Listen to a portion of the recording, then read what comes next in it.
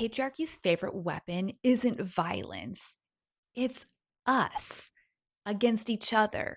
See, violence requires them to actually do something, but if they convince women to do their job for them, like they do with pretty much everything, then we are making their job that much easier for them.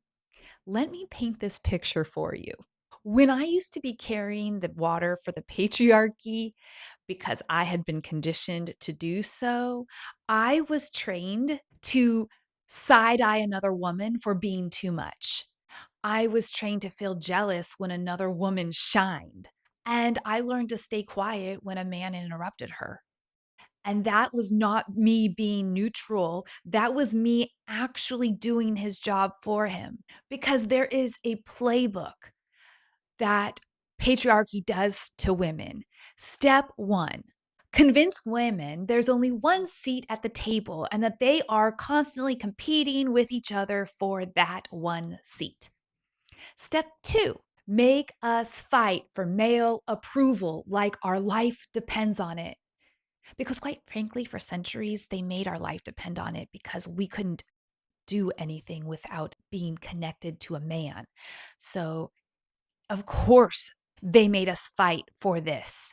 It made mediocre men seem much more important and valuable than they really were because women are fighting over him. Anyway, step three, watch us tear each other down so that we are too tired to tear him down. And this works. Because again, we have been conditioned to think that siding with man equals safety. Male attention is our value, and that another woman's success means our own loss. But that is all a lie, a patriarchal lie. And it is as old as time, and it has really affected women and how they see themselves and each other and how they interact with each other. They burned women as witches when we gathered too close. They isolated us in nuclear families. One woman, one man, two kids, a picket fence, and a silent scream. So that we'd forget what collective power actually looks and feels like.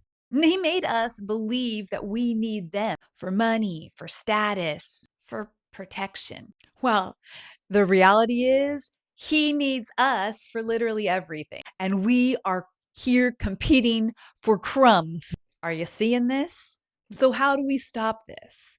Well, we have to notice that we're doing it because this is internalized misogyny and it runs deep. So, when you feel the side eye rising, pause.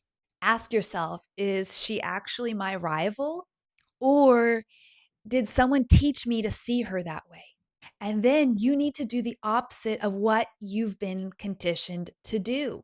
Compliment her publicly. Amplify her ideas. Realize that there is more than one space for powerful women and that we are actually more powerful together.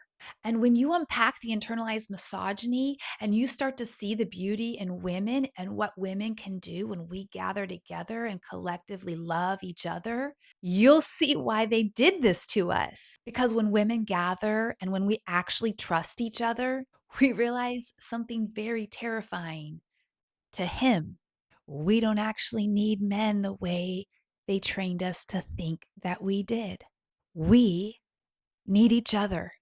And that is why they've been trying to divide us for centuries. So let's stop doing their work for them. Let's gather. Let's amplify. Let's be dangerous together.